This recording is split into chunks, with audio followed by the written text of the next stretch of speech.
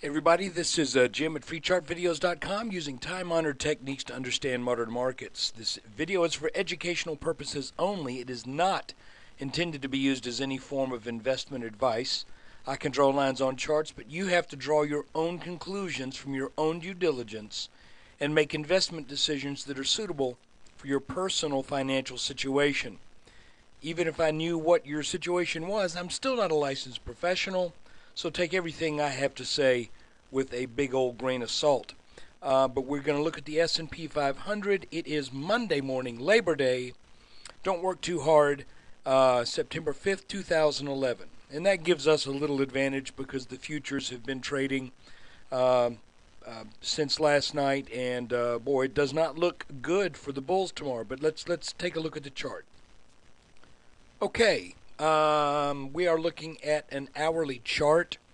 This back here was actually the market top, a little off to the left of the page. And by the way, I'm going to try to do a little bit better job of explaining and adding some colors to these to the lines that I draw, because I realized on the last video that I did that there was just a lot of information where I was going, yeah, and this line, and this line, and this line, and well, there's a bunch of lines. So I'm going to try to get a little bit more organized with the presentation. I think part of that was due to the fact that I was working on my laptop out of town under duress. So anyway, let me make one quick change to this chart, and then I'll be right back with you. Had to open up my toolbox for drawing things. So anyway, after we came off the highs and we started trading in this very volatile region, you know, it's just a sad fact, but until you hit a couple peaks and a couple valleys, you don't really know what's going on when you have this kind of volatility, which is just such a sad thing, because if somebody, you know, had bought here, sold here, bought here, sold here, then potentially buy here, you would have made you would have racked it up. But when these things are in formation, it's all kind of scary. Nobody quite knows exactly what's going to happen, and it's not an easy thing to decipher until it's played out for a little while. Then you start to get, oh, okay. So I'm kind of starting. Once we got over this red line right here that I've just highlighted, that's when I started to get into the oh, okay, kind of feeling. I will say, however, that I thought, in other words, I thought this was going to be an area of congestion that would lead to an eventual down move. Originally, I thought that this could have been a triangle. Of course, that's always something of a guess, and I hope I was clear on that. I was very comfortable with this bottom line. But when you have this large region that plummets from the mid-1300s all the way down to briefly under 1100, and then you've got one peak, what do you have back here that you can really count on as being an area of resistance? You don't. So I was trying to draw, you know, different lines. That one looked real good for a while because it broke up. Tested here, came down, but last week it just absolutely obliterated the notion that this was a breakout from a triangle. So it's looking more and more now like we're getting a bear flag, and the bear flag is an area where after a swift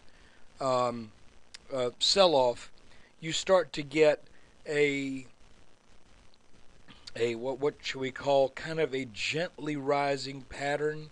It's like the market sell off heavy, then they just kind of recover a bit, and at some point selling pressure usually takes over, and you find out that this really was not a reversal, but rather it was a consolidation for more downside. Now, we can't make that call quite yet because we have not broken this bottom line. Something tells me that bottom line is likely to be tested. The futures currently are down significantly. Let me see I really can't put the site up for you because I don't have an agreement with the owner of the futures site. Hold on. Okay, S&P futures currently down 24. So that puts us on target.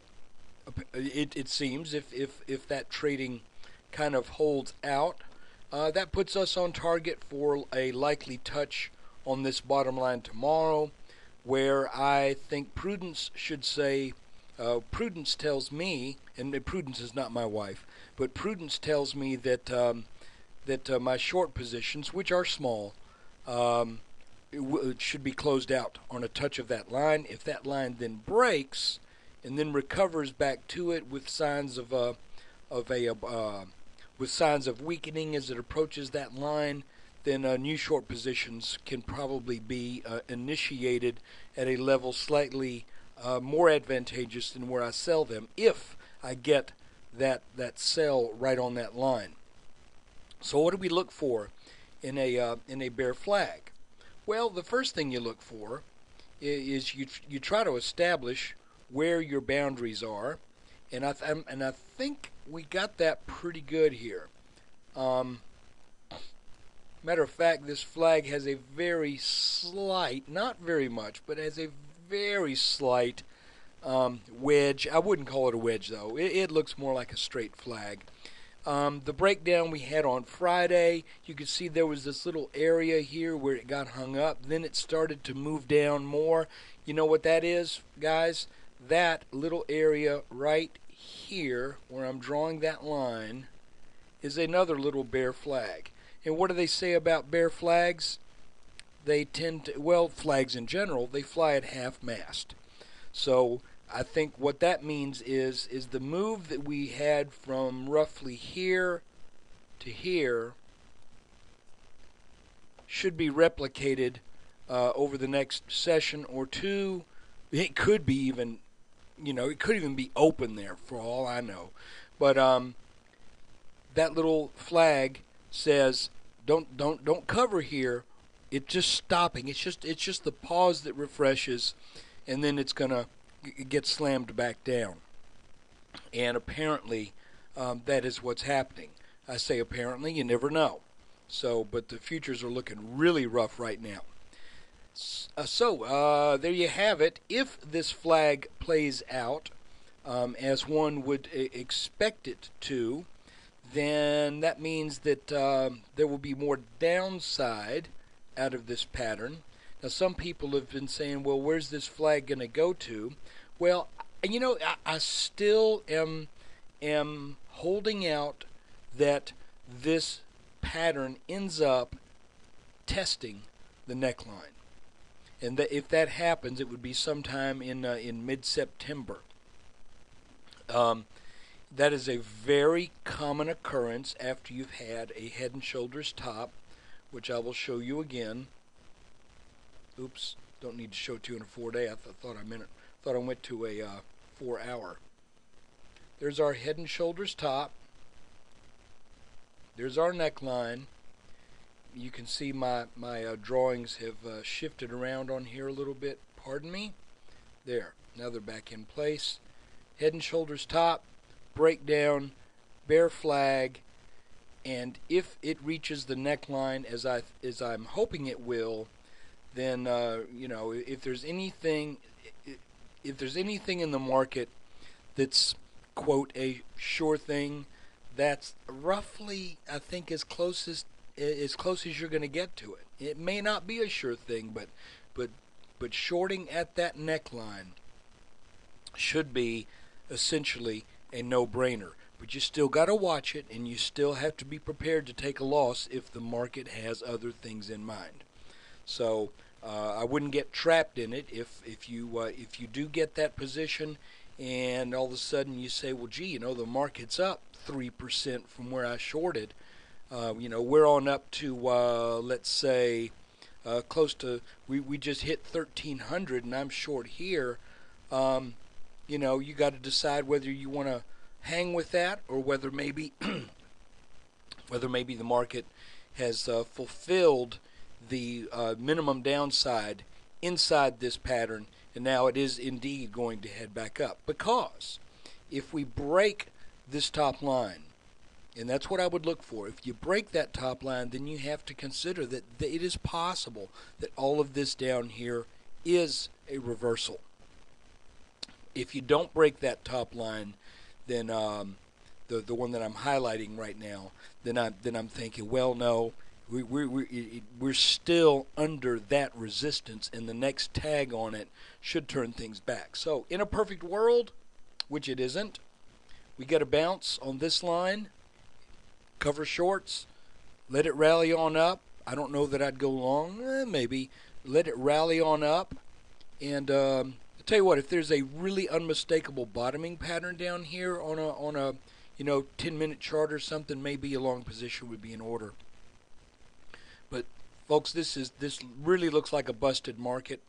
This looks like the beginning of, I'm not going to say the end, because I don't know for sure that this would mean the end of the bull. We've actually got a good bit of room underneath us before I'm willing to call that. But I would say this: if we get under 1,000, yeah, I think so. And I think it would be the end of the bull market, and that would be a little bit of egg on my face, because I've been saying all along that I thought this was a bull market that would run for years, but it may not.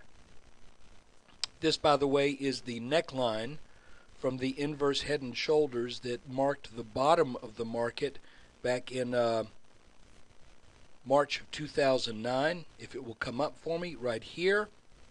So again, all of this nastiness that we're experiencing here may be nothing more. Well, nothing more. I mean, it's been it will have been a 30-something% loss if it, well, not quite 25% loss if it gets there.